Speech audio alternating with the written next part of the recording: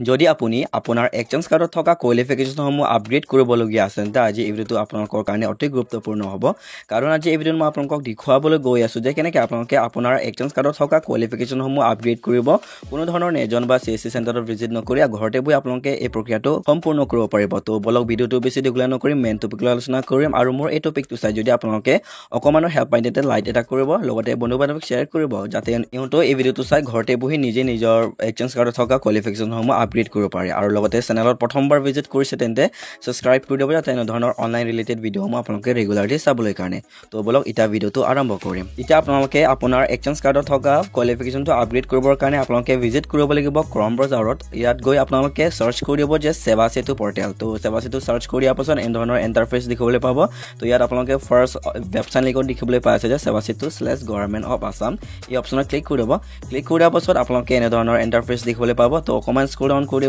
scroll down কৰি ইয়াত আপোনালোকে দেখিবলৈ পাই আছে যে লগইন বুলি এটা অপশ্যন আছে তো লগইন কৰি ল'ব ফাৰ্ষ্ট অফ অল তো লগইন কৰিবৰ কাৰণে আপোনালোকে লগইন অপশ্যনত ক্লিক কৰি দিয়াৰ পাছত এনে ধৰণৰ ইণ্টাৰফেচ দেখিবলৈ পাব তো ইয়াত আপোনালোকে লগইন/ৰেজিষ্ট্ৰেশ্যন অপশ্যনত আপোনালোকে ক্লিক কৰিব এতিয়া ক্লিক কৰি দিয়াৰ পাছত আপোনালোকে ইয়াত আপোনাৰ ইউজাৰ নেম আৰু পাছৱৰ্ডটো ফিল কৰিব ফিল কৰি দিয়াৰ পাছত সাইন ইন কৰিব ইন কেছ আপোনালোকে যদি ইউজাৰ নেম আৰু পাছৱৰ্ডটো নাজানে তেন্তে ইয়াত আপোনালোকে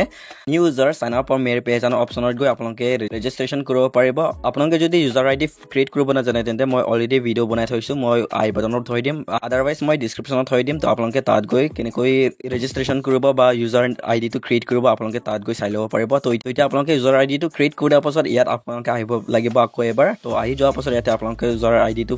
ফিল কৰিব লগতে পাছৱৰ্ডটো ফিল কৰিব পাছৱৰ্ড ফিল কৰি দিয়াৰ পাছত ইয়াতে কনচেণ্টটো ক্লিক কৰিব তাৰপাছত সাইন ইন কৰি দিব এটা সাইন ইন কৰি দিয়াৰ পাছত আপোনালোকৰ ওচৰত এনে ধৰণৰ ইণ্টাৰফেচ দেখিবলৈ পাব তো ইয়াত আপোনালোকে চাৰ্চ বটনত টাইপ কৰি দিব যে এমপ্লয়মেণ্ট এক্সচেঞ্জ এতিয়া আপোনালোকে এমপ্লয়মেণ্ট এক্সচেঞ্জ টাইপ কৰি চাৰ্চ কৰি দিয়াৰ পাছত আপোনালোকৰ ওচৰত এনে ধৰণৰ ইণ্টাৰফেচ দেখিবলৈ পাব তো এতিয়া আপোনালোকে আপোনাৰ এডুকেশ্যনটো আপগ্ৰেড কৰিবৰ কাৰণে আপোনালোকে দেখিবলৈ পাই আছে যে ইয়াত reregistrations of employment seekers in employment exchange বুলি দেখিবলৈ পাই আছে এই অপশ্যনত ক্লিক কৰি দিব ক্লিক কৰি দিয়াৰ পাছত আপোনালোকে ইয়াত এপ্লাই উইথ আধাৰ বুলি অপশ্যন দিয়া আছে এই অপশ্যনত ক্লিক কৰি দিব ক্লিক কৰি দিয়াৰ পাছত ইয়াত আপোনালোকৰ এনে ধৰণৰ ইণ্টাৰফেচ দেখিবলৈ পাব তো ইয়াতে ক্ৰাইটেৰিয়াবোৰ দিয়া আছে এতিয়া অকণমান স্ক্ৰল ডাউন কৰি দিব স্ক্ৰল ডাউন কৰি ইয়াত কনচেণ্ট দিয়া আছে ক্লিক কৰি দিব ক্লিক কৰি দিয়াৰ পাছত ইয়াত আপোনালোকৰ আধাৰ নাম্বাৰটো ফিল কৰিব আধাৰ নাম্বাৰ ফিল কৰি দিয়াৰ পাছত ইয়াত আপোনালোকৰ আধাৰ কাৰ্ডত থকা নামটো ফিল কৰি দিব নামটো ফিল কৰি দিয়াৰ পাছত ভেৰিফাই আধাৰ অপশ্যনত ক্লিক কৰি দিব এটা ভেৰিফাই আধাৰ অপশ্যনত ক্লিক কৰি দিয়াৰ পাছত আপোনালোকৰ ওচৰত এনে ধৰণৰ এটা পপ আপ শ্ব' কৰি দিয়া হ'ব তো ইয়াত আপোনালোকে আধাৰ নাম্বাৰৰ পৰা লিংক কৰা মোবাইল নম্বৰ এটা OTP প্ৰেৰণ কৰি দিয়া হ'ব তো ইয়াত OTPটো ফিল কৰি দিব ফিল কৰি ভেৰিফাই অপশ্যনত ক্লিক কৰি দিব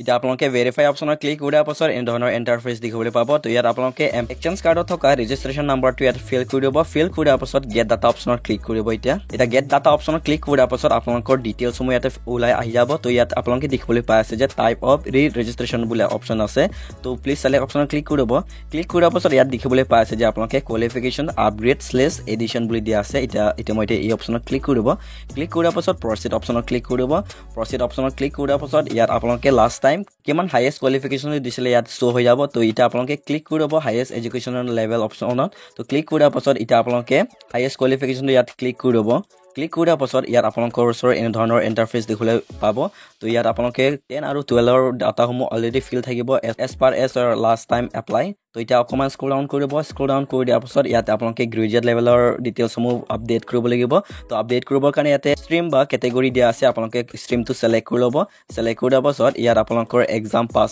বুলি দিয়া আছে বেচেলাৰ অফ কমাৰ্চ ছিলেক্ট কৰি ল'ব বা আপোনালোকে আৰ্টছ লৈছে তেন্তে ইয়াতে বেচেলাৰ অফ আৰ্টছ দিয়া থাকিব বা ছায়েন্স লৈছে তেন্তে আপোনালোকৰ বেচেলাৰ অফ ছায়েন্স দিয়া থাকিব তো আপোনালোকে আপোনাৰ ষ্টাবত ইয়াত ছিলেক্ট কৰি ল'ব ছিলেক্ট কৰি দিয়াৰ পাছত ইয়াতে মেজৰ/স্পেচিয়েলাইজেশ্যন বুলি দিয়া আছে ক্লিক কৰি দিব ক্লিক কৰি দিয়াৰ পাছত যদি আপোনালোকৰ মেজৰসমূহ ইয়াতে আপডেট কৰিব মেজৰসমূহ আপডেট কৰি দিয়াৰ পাছত ইয়াতে আদাৰ ছাবজেক্টসমূহ ইয়াতে আপডেট কৰি দিব আপডেট কৰি দিয়াৰ পাছত আপোনালোকে কোনটো ইউনিভাৰ্চিটিৰ পৰা পাছ কৰিছে ইয়াতে ফিল কৰি দিব ফিল কৰি দিয়াৰ পাছত ইয়াতে ইনষ্টিটিউশ্যন বুলি দিয়া আছে ইয়াত আপোনালোকৰ কলেজৰ নামটো ফিল কৰি দিব কলেজৰ নাম ফিল কৰি দিয়াৰ পাছত ইয়াত আপোনালোকে মিডিয়াম অফ ইনষ্ট্ৰাকশ্যন বুলি দিয়া আছে আপোনালোকৰ কোনটো মিডিয়ামত আপুনি গ্ৰেজুৱেশ্যন কৰিছে বা আপোনালোকে হাইয়েষ্ট কোৱালিফিকেশ্যনটো কৰিছে ইয়াত ছিলেক্ট কৰি ল'ব ছিলেক্ট কৰি দিয়াৰ পাছত ইয়াতে কোৰ্চ টাইপ বুলি থাকিব আপোনালোকে ৰেগুলাৰটো ছিলেক্ট কৰিব ৰেগুলাৰ ছিলেক্ট কৰি দিয়াৰ পাছত ইয়াতে ইয়াৰ অফ এডমিশ্যন আপোনালোকে আপোনালোকে কোনটো বছৰৰ ডিগ্ৰীত এডমিশ্যন লৈছিলে ইয়াতে ফিল কৰিব ফিল কৰাৰ পাছত ইয়াতে ইয়াৰ অফ পাছিং বুলি দিয়া আছে আৰু কোনটো বছৰে আপোনালোকে পাছ কৰিছে ইয়াতে ফিল কৰিব ফিল কৰাৰ পাছত ইয়াতে পাৰ্চেণ্টেজ কিমান পাইছে আপোনালোকে ফিল কৰিব ফিল কৰাৰ পাছত ইয়াতে আপোনালোকৰ পাছ চাৰ্টিফিকেটটো আপলোড কৰিব আৰু লগতে ইয়াতে মাৰ্কশ্বিটো আপলোড কৰিব এটা মাৰ্কশ্বিট আপলোড কৰাৰ পাছত যদি আপোনালোকৰ আদাৰ কোৱালিফিকেশ্যন বা আদাৰ কোৰ্চ লৈ থৈছে তেন্তে আপোনালোকে ইয়াতে আপডেট কৰিব পাৰিব তো ইয়াতে দিয়া আছে যে do you want to add other qualification তো ইয়েছ অপশ্যন ক্লিক কৰিব তো আপোনালোকে ইয়াত দেখিবলৈ পাইছে দুটা অপশ্যন ডিপ্ল'মা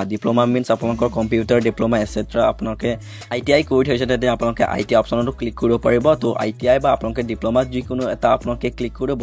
কৰাৰ পাছত ITI ডিটেইলছসমূহ ইয়াতে ফিল কৰিব আদাৰৱাইজ আপোনালোকৰ কোনো ধৰণৰ আদাৰ কোৱালিফিকেশ্যন লৈ থোৱা নাই তেন্তে আপোনালোকে নো অপশ্যনত ক্লিক কৰিব নো অপশ্যনত ক্লিক কৰাৰ পাছত ইয়াত আপোনালোকে ছেভ এণ্ড নেক্সট অপশ্যনত এতিয়া ক্লিক কৰিব ছেভ এণ্ড নেক্সট অপশ্যনত ক্লিক কৰাৰ পাছত আপোনালোকৰ ওচৰত এনে ধৰণৰ ইণ্টাৰফেচ দেখিবলৈ পাব ইয়াত আপোনালোকে সম্পূৰ্ণ ডিটেইলছসমূহ দিয়া থাকিব তো আপোনালোকে চাই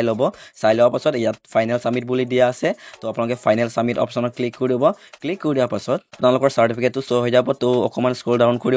কৰি ইয়াতে ডাউনলোড চাৰ্টিফিকেট বুলি অপশ্যন দিয়া আছে তো আপোনালোকে এই অপশ্যনত ক্লিক কৰি আপোনালোকে আপোনাৰ চাৰ্টিফিকেটটো ডাউনলোড কৰিব পাৰিব তো এইটোৱে আছিল আজি আপোনালোকক দিবলগীয়া ইনফৰ্মেটিভ ভিডিঅ'টো চাই যদি অকণমান হেল্প পায় তেন্তে লাইক এটা কৰিব লগতে বন্ধু বান্ধৱীক শ্বেয়াৰ কৰিব যাতে ইহঁতক ঘৰতে বহি এক্সচেঞ্জ কাৰ্ডত থকা কোৱালিফিকেশ্যনটো আপডেট কৰিব পাৰে আৰু লগতে চেনেলত প্ৰথমবাৰ ভিজিট কৰিছে তেন্তে ছাবস্ক্ৰাইব কৰি দিব যাতে তেনে ধৰণৰ অনলাইন ৰিলেটেড ভিডিঅ'সমূহ আপোনালোকে ৰেগুলাৰলি চাবলৈ কাৰণে তো পুনৰ লগ পাম আকৌ এটা নতুন ভিডিঅ'